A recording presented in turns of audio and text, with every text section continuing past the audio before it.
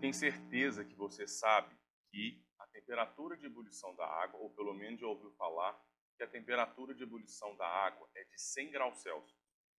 Mas eu te pergunto, será que a sua roupa no varal chega até 100 graus para a água evaporar? Ou seja, a água já está evaporando, nem que seja a 10 graus de temperatura. Mas, se a temperatura de ebulição dela é de 100, como que isso é possível? Fica atento que você vai aprender isso aqui agora.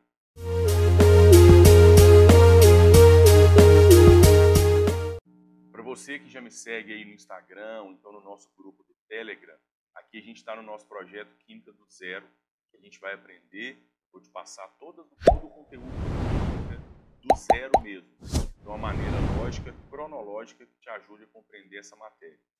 Então, olha só, o que vem a ser o diagrama de fases? O diagrama de fases, você vai ver que ele é um gráfico, tá? Que a gente utiliza, ou que ele mostra para a gente, os estados físicos, as possíveis mudanças de estado físico de uma substância em função da pressão atmosférica e da temperatura. Ou seja, a temperatura de ebulição da água ela é 100 graus caso a gente esteja no nível do mar. Dependendo da localização onde a gente estiver, essa temperatura de ebulição da água ela pode mudar. Por exemplo, eu estou neste momento aqui em Belo Horizonte, a gente está a 800, 900 metros acima do nível do mar, então a minha temperatura de ebulição aqui da água, ela gira em torno de 97, 98 graus. Mas nós vamos ver isso daí já já. Então, no diagrama a gente vai ver os estados físicos e as possíveis mudanças de estado físico. Por exemplo, este é o diagrama de fases, tá?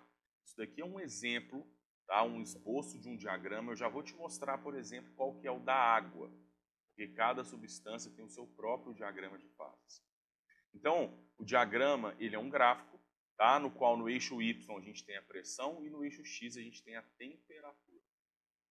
E nós temos nesse gráfico essas três áreas e essas linhas, né, de azul, preto e vermelho, que a gente chama de fronteiras.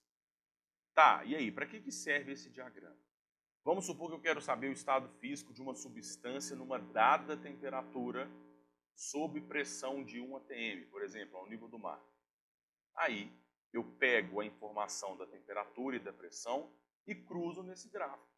Por exemplo, eu quero a substância nesta temperatura e nesta pressão atmosférica. Aí eu venho e cruzo. Olha, estou cruzando esse ponto com esse, caí aqui dentro. Qualquer ponto que eu pegar que caia dentro dessa área 1, a substância se encontra no estado sólido. Qualquer ponto que eu pegue dentro da área 2, a substância se encontra no estado líquido, tá? E qualquer ponto na área 3, a substância se encontra no estado gasoso. Então, olha, área 1, estado sólido, líquido, e área 3, estado gasoso. Esse diagrama tem o mesmo formato para qualquer substância, né? Os diagramas mais simples, que é os que a gente aborda no ensino médio. É um Y, né? Tá vendo um Y meio deitado?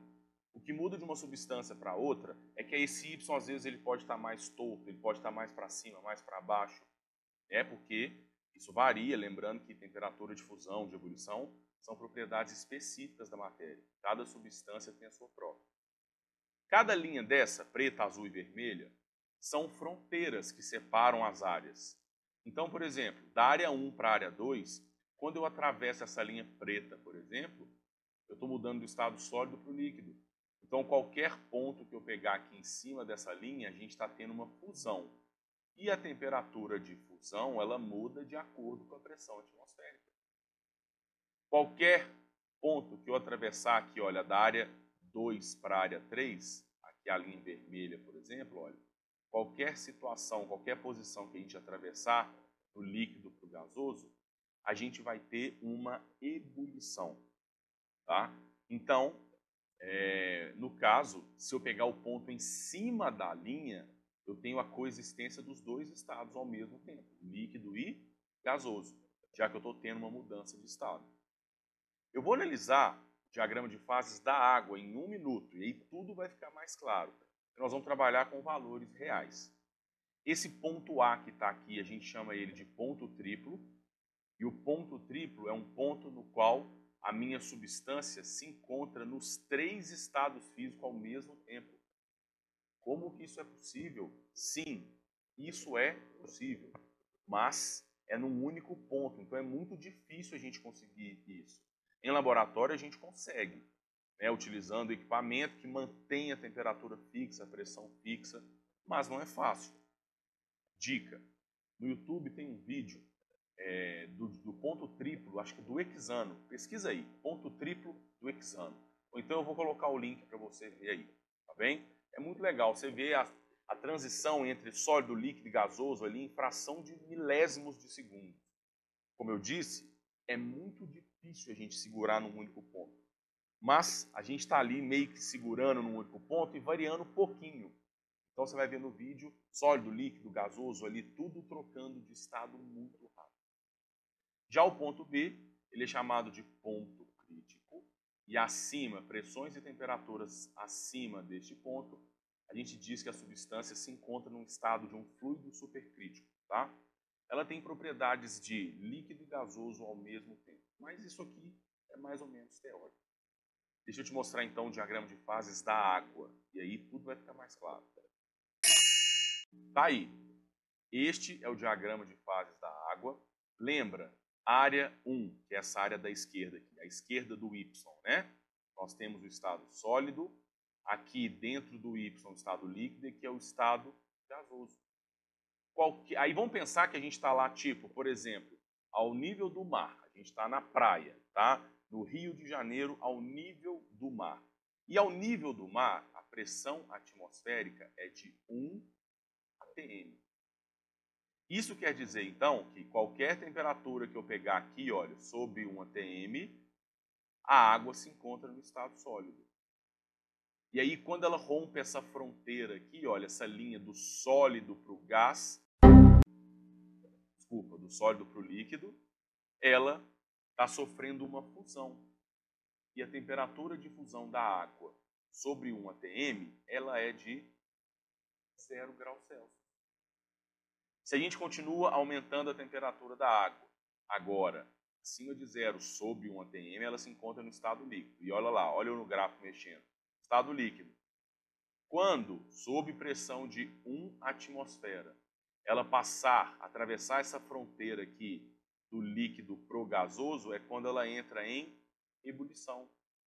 E a água entra em ebulição, sob pressão de 1 atm, numa temperatura de 100 graus Celsius. Isso é uma característica da água. Percebeu? E aí, essa temperatura de fusão, temperatura de ebulição, elas vão variar em função da pressão atmosférica local. E aí, se você não está entendendo, não, mas como assim, sob pressão de 1 atm? Vou te explicar agora também. E aí você vai entender por que a sua roupa seca no varal a 10 graus que seja no dia. Para isso, a gente precisa abordar aqui, dizer qual é o conceito sobre pressão de vapor. A gente define pressão de vapor como sendo a pressão exercida pelas moléculas de uma substância quando elas estão em equilíbrio nos estados líquido e gasoso. Tá, ficou confuso, não entendi. Vou explicar de uma maneira mais simples, que te ajude a pensar melhor. Você vai pensar para mim, pressão de vapor é a agitação das moléculas. Assim como a temperatura, a pressão de vapor é uma medida, é uma grandeza que mede o grau de agitação das partículas. E detalhe, imagine que você tenha água a 20 graus Celsius. Você tem uma amostra de água a 20 graus. A temperatura de ebulição da água ela é 100, sob pressão de 1 atm. O que é pressão atmosférica? Pressão atmosférica é a força que a massa de ar faz, né, sobre a Terra, no caso. É a força que a massa de ar faz sobre as nossas cabeças. Sendo que essa pressão atmosférica é como se ela fosse uma tampa que dificulta as substâncias mudarem de estado físico, do líquido para o gasoso, por exemplo. A 20 graus já tem moléculas de água tentando evaporar. Tem vapor de água no ar. Só que essas moléculas de água, elas não têm energia suficiente para conseguir vencer a barreira imposta, olha aqui, pela pressão atmosférica. E aí as moléculas que estão tentando evaporar, é como se elas batessem nessa tampa e voltassem. Elas não têm energia suficiente. Porém, uma ou outra molécula acaba conseguindo escapar. Por isso que o processo de evaporação é um processo lento. Ele vai de pouquinho em pouquinho. Mas aí, imagina que a gente está aquecendo essa amostra de água. E agora a gente está a 50 graus. Em 50 graus, as moléculas de água ainda não têm energia suficiente para que todas vençam a barreira imposta pela pressão atmosférica. Mas, a 50 graus, eu tenho bem mais moléculas de água tentando evaporar. Eu tenho muito mais moléculas de água exercendo uma pressão contra a pressão atmosférica. Isso é a pressão do vapor. À medida que a gente aumenta a temperatura, a gente vai aumentando a pressão, a gente aumenta a quantidade de moléculas no estado gasoso com mais energia e essas moléculas vão exercendo uma pressão maior sobre a atmosfera para tentar mudar de estado físico. Mas, de novo, elas ainda não têm força suficiente para vencer a atmosfera. Elas acabam batendo e voltando. Só que agora, como tem muito mais moléculas e mais agitadas, acaba que mais moléculas de água conseguem escapar e evaporar. Até que a gente chega, finalmente, na temperatura de 100, que é a temperatura de ebulição da água sob pressão de 1 atm, é a temperatura na qual as moléculas de água, todas, vamos dizer assim, conseguem ultrapassar a barreira da pressão atmosférica. Então, se alguém te perguntar quando que uma substância entra em ebulição, você diz que é quando todas as moléculas dela tiverem agitação suficiente, quando a pressão de vapor das moléculas dessa substância tiverem força suficiente para conseguir ultrapassar a barreira da pressão atmosférica. No caso da água, a gente tem que esquentar a água até aproximadamente 100 graus para que as moléculas tenham agitação suficiente para poder romper a barreira da pressão atmosférica. Deu para entender? Tá bom. E aí eu vou voltar lá no gráfico de pressão do diagrama de fases, né, por exemplo, da água, só que eu vou te mostrar como que funciona isso, por exemplo, aqui em Belo Horizonte, onde eu estou agora.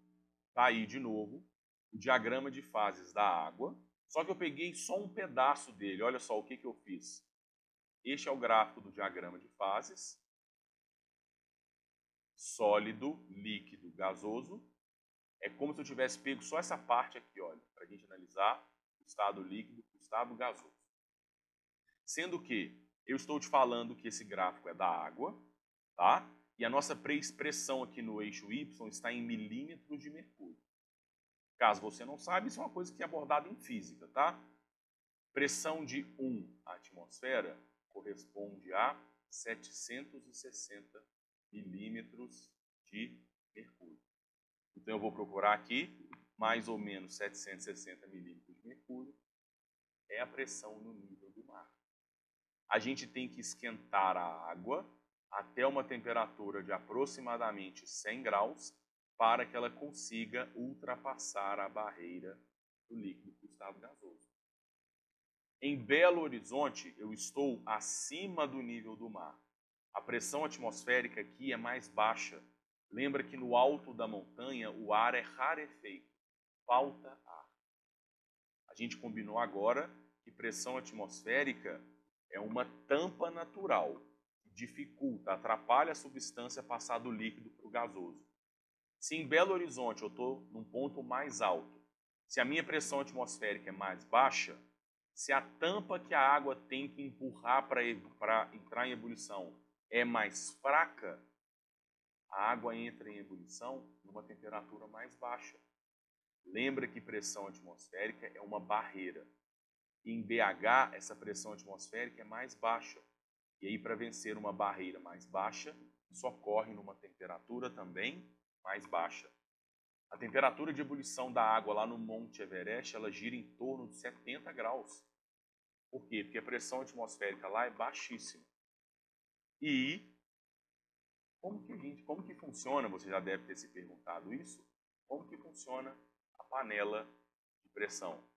A panela de pressão, ela cria uma nova atmosfera. A pressão dentro da panela é enorme. A água que está dentro da panela de pressão, ela precisa vencer uma barreira mais alta. E para vencer uma barreira mais alta, eu preciso esquentar a água mais. Por isso que dentro da panela, a temperatura de ebulição é maior do que 100. Mas, Bruno, como que ela cozinha o alimento mais rápido? O que cozinha o alimento é o contato dele com a água quente. Se a panela está aberta, a temperatura de ebulição da água é 100. Em 101 não tem mais água no estado líquido.